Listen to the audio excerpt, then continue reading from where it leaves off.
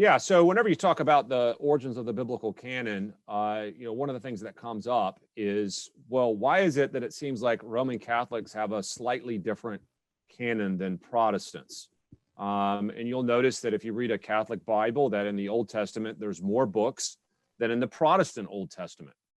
And this additional collection of books has a name. It's called the Apocrypha. And the Apocrypha is just a word that means hidden books, but it's a reference to this collection of books that was added later by the Roman Catholic Church at the Council of Trent in the 16th century.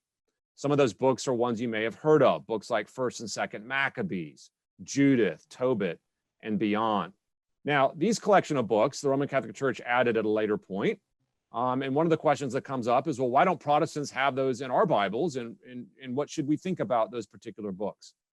Well, there's a reason why Protestants don't have those books in our Bibles, and let me explain why. The core reason that we don't have those books in our Bibles is because those books were not the books that were in the Bible received by Jesus and the apostles. In the first century when Jesus lived, and in the first century when the apostles lived, Israel at that time, the Jews at that time, had an Old Testament canon. And from all we can tell, that Old Testament canon did not include these books that are called the Apocrypha. How do we know they did not include the books that we call the Apocrypha? Well, one way we can know is just by how much the New Testament writers, many of which were apostles, and even on the lips of Jesus himself, cited the Old Testament books. We have thousands and thousands of allusions or references to the Old Testament in our New Testament writings. And that can tell us quite a bit about the Old Testament canon available at that time. And here's the remarkable fact.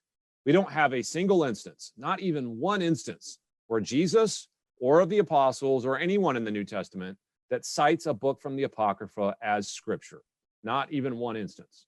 Now, that's remarkable because we have many, many Old Testament books cited as scripture. The Old Testament canon was really well known. Jesus appealed to it often in his debates with the Pharisees.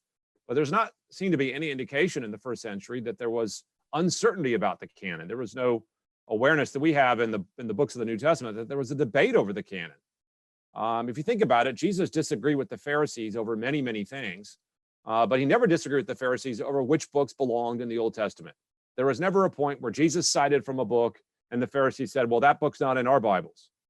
From best we can tell, there was quite a bit of unanimity on the canon in the first century, and that unanimity did not include the books that we call the Apocrypha.